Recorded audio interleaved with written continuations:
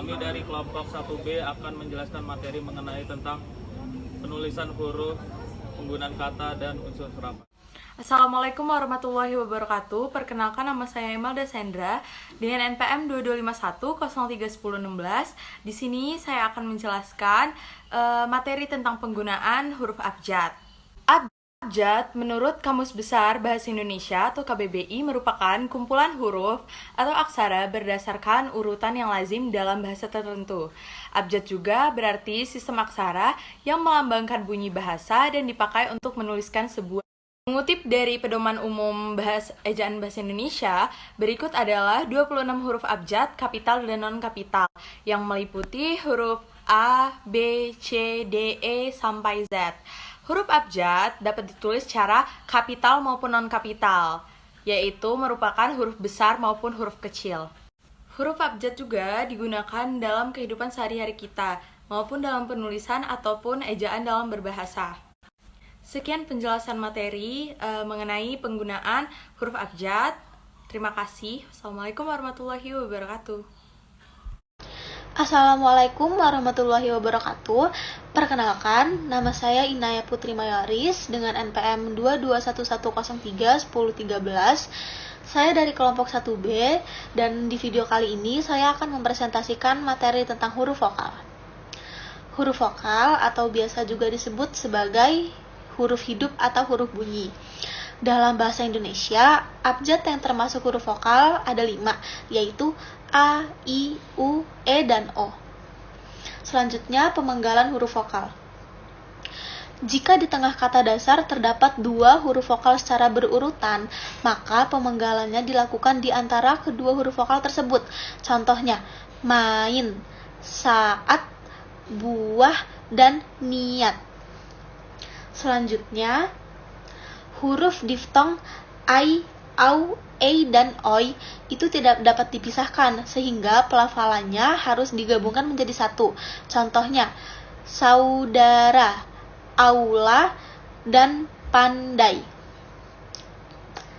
Selanjutnya, jika di tengah kata dasar terdapat huruf konsonan di antara dua huruf vokal, maka pemenggalannya dilakukan sebelum huruf konsonan tersebut. Contohnya, bapak, lawan, dengan, dan kenyang.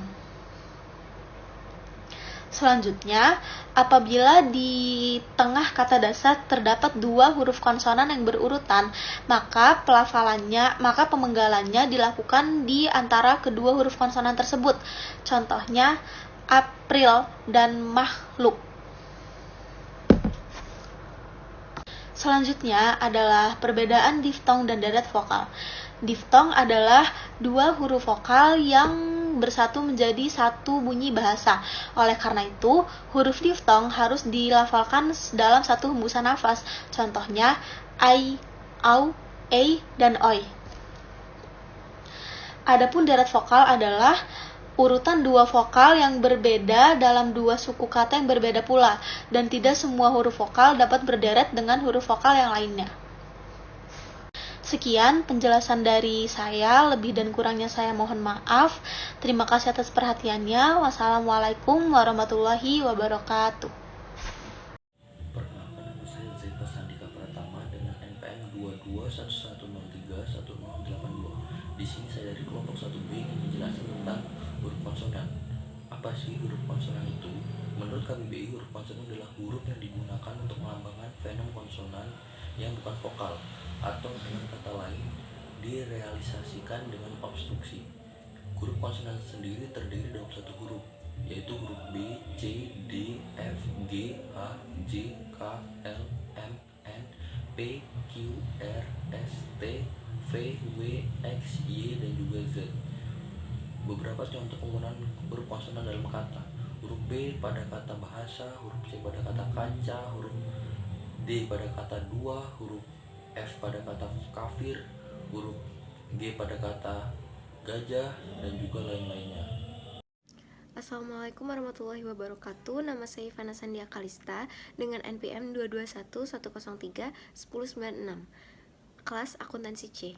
Di sini saya akan menjelaskan tentang huruf kapital. Yang pertama adalah pengertian huruf kapital. Huruf kapital adalah huruf yang berukuran dan berbentuk khusus lebih besar dari huruf biasanya. Biasanya digunakan sebagai huruf pertama dari kata pertama dalam kalimat, huruf pertama nama diri, dan sebagainya. Selanjutnya, cara penggunaan huruf kapital. Yang pertama, huruf kapital dipakai sebagai huruf pertama awal kalimat.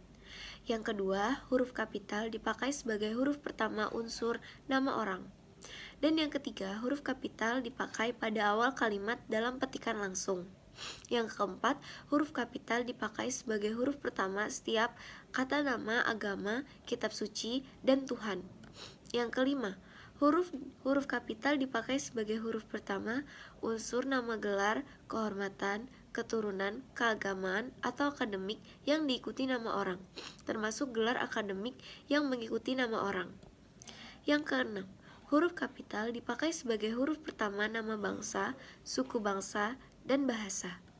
Yang ketujuh, huruf kapital dipakai sebagai huruf pertama semua kata, termasuk semua unsur bentuk ulang sempurna dalam nama negara, lembaga, badan, organisasi, atau dokumen, kecuali kata tugas seperti di, ke, dari, dan yang, dan untuk. Yang kedelapan, huruf kapital dipakai sebagai huruf pertama setiap kata, termasuk unsur kata ulang sempurna di dalam judul buku, karangan, artikel, dan makalah, serta nama majalah dan surat kabar, kecuali kata tugas seperti di, ke, dari, dan, yang, dan untuk, dan tidak terletak pada posisi awal. Yang kesembilan, huruf kapital dipakai sebagai huruf pertama kata petunjuk hubungan kekerabatan seperti bapak, ibu, kakak, adik, dan paman, serta kata atau ungkapan lain yang dipakai dalam penyapaan dan pengacuan. Yang ke-10, huruf kapital dipakai sebagai huruf pertama unsur singkatan, nama gelar, pangkat, dan sapaan. Apa saja fungsi huruf kapital? Fungsi huruf kapital selain nama orang atau julukan digunakan sebagai huruf awal pada kalimat. Artinya sebuah nama etnis, bangsa, maupun bahasa, sebagai huruf pertama yang biasanya digunakan untuk penulisan judul, buku, majalah, artikel, dan lain sebagainya. Terima kasih. Sekian presentasi dari saya. Wassalamualaikum warahmatullahi wabarakatuh. Perkenalkan, nama saya Hifna Airani Talita, NPM 22110310008. Di sini saya akan menjelaskan huruf miring. Pengertian huruf miring. Huruf miring menurut Kamus Besar Bahasa Indonesia, arti huruf miring adalah huruf yang letaknya miring tetapi tidak menyerupai tulisan tangan seperti pada kursif. Huruf miring digunakan untuk memberi perbedaan dalam suatu kalimat. Selain digunakan sebagai penekanan pada unsur kalimat atau kata, huruf miring juga digunakan untuk memberi atau menjelaskan perbedaan yang ada di dalam suatu kalimat. Jadi, kapan aja sih huruf miring itu digunakan? Yang pertama, huruf miring digunakan untuk menuliskan judul buku, nama majalah, nama surat kabar yang dikutip dalam tulisan termasuk dalam daftar pustaka. Misalnya, saya sudah membaca buku Salah Asuhan karangan Abdul Muiz. Majalah Pujangga Baru menggelorakan semangat kebangsaan. Berita itu muncul dalam surat kabar Cakrawala, dan di sini ada daftar pustaka di mana judulnya Kamus Besar Bahasa Indonesia Pusat Bahasa. Yang kedua, huruf miring dipakai untuk menegaskan atau mengkhususkan huruf bagian kata-kata atau kelompok kata dalam kalimat.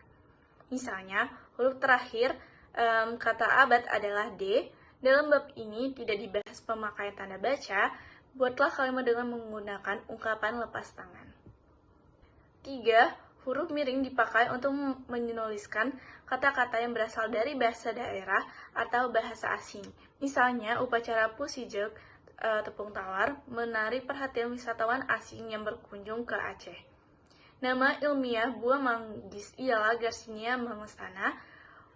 Weltan Saung bermakna pandangan dunia.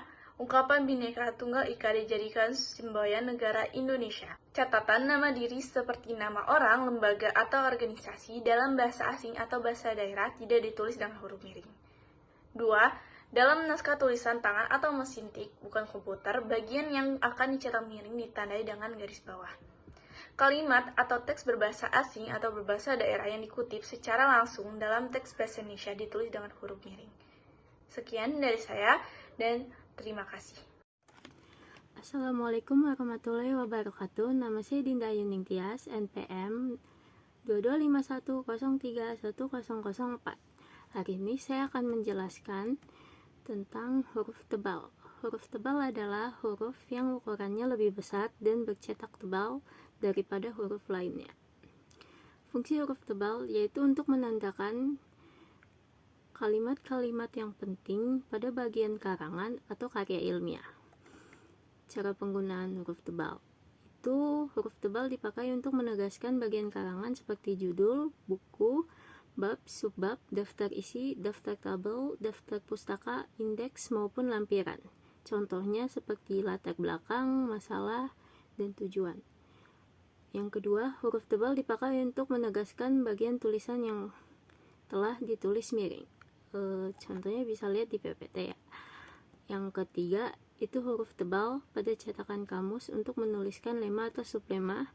Huruf tebal digunakan juga untuk menuliskan bilangan yang menunjukkan polisemi atau satu kata yang mempunyai makna lebih dari satu. Itu saja yang bisa saya presentasikan. Assalamualaikum warahmatullahi wabarakatuh. Assalamualaikum warahmatullahi wabarakatuh. Perkenalkan, nama saya Zahra Putri Ariesta dengan NPM 2211031074. Di sini saya akan menjelaskan materi mengenai kata dasar. Yang pertama adalah definisi dari kata dasar. Kata dasar adalah satuan bahasa yang dapat berdiri sendiri dan terdiri atas morfem tunggal dan morfem gabungan. Dan yang kedua adalah ciri-ciri dari kata dasar. Nah, ciri-ciri yang pertama adalah kata dasar merupakan satuan terkecil dalam bahasa yang mempunyai arti. Ciri-ciri yang kedua adalah kata dasar merupakan pembentukan dari kata berimbuhan atau kata turunan. Dan ciri-ciri yang ketiga adalah kata dasar yang mendapatkan imbuhan atau penambahan akan mengakibatkan perubahan pada maknanya. Lanjut, setelah ciri-ciri kata dasar, kita akan membahas fungsi kata dasar. Fungsi kata dasar sendiri ialah sebagai penunjang pemaknaan dan kegunaan dari imbuhan termasuk fungsi gramatikal. Nah, kita ambil contoh kata dasar makan, di mana makan tersebut adalah golongan kata kerja. Nah, ketika makan ini mendapat imbuhan atau mendapat afiks an, dia akan menjadi makanan, di mana itu bukan kata kerja lagi, melainkan itu adalah kata benda. Nah, selain afiks me atau imbuhan me, ada juga imbuhan mekan. Contohnya adalah adik sedang mengerjakan PR. Nah, selain makan juga ada imbuhan mei. Contohnya adalah Rani mewarnai. Nah, mewarnai ini adalah kata dasar yang ditambahi imbuhan mei dari kata dasar warna. Oke, sekian penjelasan dari saya. Semoga bermanfaat. Bila ada kurang lebihnya mohon dimaafkan. Wassalamualaikum warahmatullahi wabarakatuh. Assalamualaikum warahmatullahi wabarakatuh. Perkenalkan, nama saya Naila Ifasasi Harjo akan menjelaskan tentang kata berimbuhan. Kata berimbuhan adalah kata dasar yang mendapatkan imbuhan atau tambahan afiks sehingga akan membentuk kata baru. Jenis-jenis imbuhan berdasarkan posisinya itu ada 4. Yang pertama ada prefiks atau imbuhan yang berada di awal. Contohnya itu di, me, pe, ber, per, te, ter, ke, se. Contoh kata berimbuhannya itu diubah, menanam, penerjemah, berlari, pertiga, tertidur, kedua, seekor, dan masih banyak lagi. Jadi itu prefiks yang berada di awal itu contohnya di, lalu ditambah kata dasar ubah menjadi diubah, itu membentuk sebuah kata baru. Yang kedua ada sufiks atau imbuhan yang berada di akhir. Contoh imbuhan sufiks itu ada an, kan, nya, i, man, wan, wati, kah.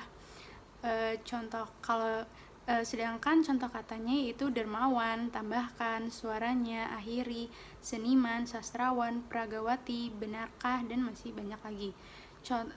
Dari contoh itu misalnya akhiri, ia memiliki kata dasar akhir lalu ditambahkan imbuhan di akhirnya i menjadi membentuk kata baru akhiri. Yang ketiga yaitu adalah infix atau imbuhan yang berada di tengah-tengah atau berada di sisipan. Contoh imbuhan infix yaitu m, l, r, dan in. Contoh katanya yaitu jemari, gelembung, serabut, kinerja. Lalu yang keempat ada konfiks. Konfiks itu imbuhan yang ada yang di awal, imbuhan awal dan imbuhan akhiran. Contoh imbuhannya itu seperti kean, peran, di, dikan, pengan, kean, memperi, memperkan, mekan. Contoh katanya yaitu misalnya adalah kekayaan, perdamaian, berjalan, disyukuri, penghasilan. Seperti ada kata dasar kaya ditambah imbuhan di awalnya ke dan di akhirannya an menjadi kata baru yaitu kekayaan. Untuk kata yang mendapat imbuhan serta gabungan awal ditulis serangkai dengan imbuhannya. Lalu kata yang mendapat bentuk terikat ditulis serangkai jika mengacu pada konsep keilmuan tertentu. Misalnya, adibusana, aerodinamika, bikarbonat, mancanegara.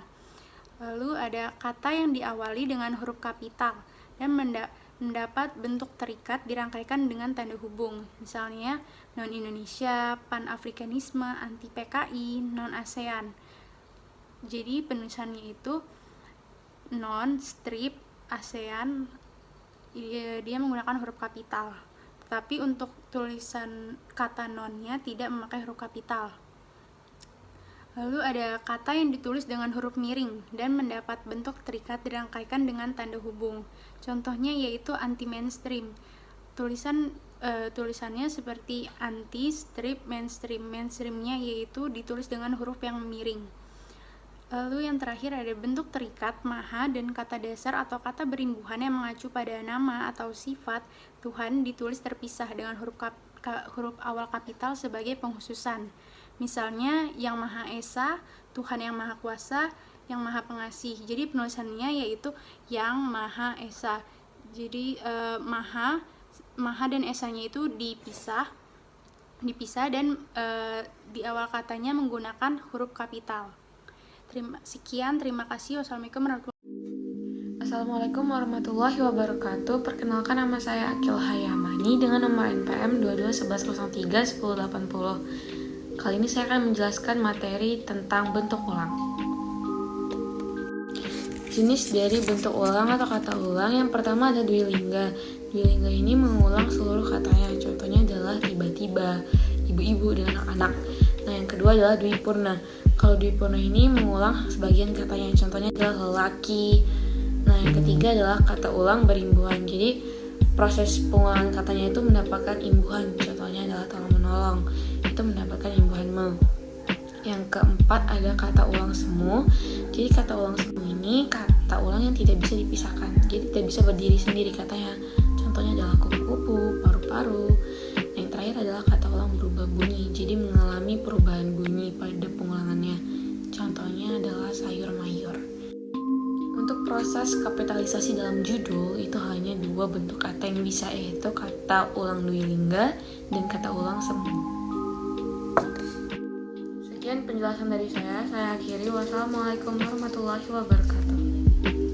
Halo, perkenalkan nama saya Farel Adiswara, NPM saya 22510310410. Kali ini saya akan menjelaskan tentang kata turunan. Kata turunan adalah kata berimbuhan yang telah diberi imbuhan, baik berupa awalan atau yang bisa disebut dengan prefix, sisipan yang bisa juga disebut dengan infix, akhiran atau yang bisa disebut juga dengan surfix, serta awalan sampai dengan akhiran atau yang bisa disebut juga dengan konfix. Prinsip-prinsip kata turunan itu ada 3. Yang pertama jenis-jenis afik, yang kedua ada bentuk terikat, dan yang ketiga atau yang terakhir itu ada gabungan kata. Nah, yang terakhir itu ada contoh kata turunan. Contoh kata turunan yang pertama ada kucing makan ikan, yang kedua ada hampir sempurna, dan yang ketiga ada maha kuasa. Assalamualaikum warahmatullahi wabarakatuh. Izin memperkenalkan diri, saya M. Rizky Taufik Hafiz dengan NPM 2211031107. Di sini saya akan menjelaskan materi saya, yaitu kata serapan. Menurut pengertian, menurut Robiah tahun 2017, kata serapan adalah penyerapan bahasa yang terjadi dikarenakan adanya suatu kontak yang berkelanjutan yang terjadi di antara penutur bahasa yang berbeda. Kontak bahasa ini merupakan suatu hubungan kebahasaan yang terjadi di antara satu masyarakat bahasa dengan masyarakat bahasa lainnya. Menurut KBBI, kata serapan adalah kata yang diserap dari bahasa lain dengan didasarkan pada kaidah kebahasaan penerima. Penyebab kata serapan yang pertama adopsi, yaitu unsur serapan yang dipungut secara utuh tanpa mengubah ejaan, bacaan, dan penulisan sekalipun. Dan yang kedua adalah adaptasi, unsur serapan yang diambil dengan mengubah ejaan, pelafalan, maupun penulisan secara bahasa Indonesia. 3. Pungutan atau terjemahan. Menurut Sujito tahun 1990, penyesuaian bahasa asing ini bergantung pada sistem fonologi dan morfologi di kebahasaan bahasa Indonesia. Syarat-syarat penyerapan. 1. Istilah serapan yang ditentukan berdasarkan konotasi yang sesuai. Yang kedua, istilah serapan yang ditentukan lebih singkat daripada terjemahan bahasa Indonesia. Yang ketiga, istilah serapan yang ditentukan dapat memudahkan tercapainya kesepakatan bila istilah Indonesia memiliki banyak sinonim. Jenis-jenis kata serapan. Yang pertama adalah kata serapan adopsi. Adopsi merupakan penyerapan kosakata asing ke bahasa Indonesia tanpa mengubah pelafalan, ejaan, maupun penulisan. Contoh dari kata serapan adopsi yang pertama adalah data yang berasal dari bahasa Inggris, yaitu data, film yang berasal dari bahasa Inggris yang artinya film, dan angka yang berasal dari kata bahasa Sanskerta, yaitu angka. Dan yang kedua adalah kata serapan adaptasi. Adaptasi merupakan proses penyerapan kosakata asing ke dalam bahasa Indonesia dengan adanya perubahan kaidah kebahasaan Indonesia. Perubahan itu berupa ejaan, penulisan, maupun pelafalan. Contoh dari kata serapan adaptasi yang diantaranya ada bisnis yang berasal dari kata bahasa Inggris, yaitu business, dan aktor yang berasal dari kata bahasa Inggris, yaitu actor, dan yang terakhir ada baca dari bahasa Sanskerta, yaitu vaca. Sekian dari saya, apabila ada salah kata saya mohon maaf. Saya akhiri, wassalamualaikum warahmatullahi wabarakatuh. Sekian penjelasan dari kelompok kami, apabila ada salah kata kami mohon maaf. Kami akhiri, Wassalamualaikum warahmatullahi wabarakatuh.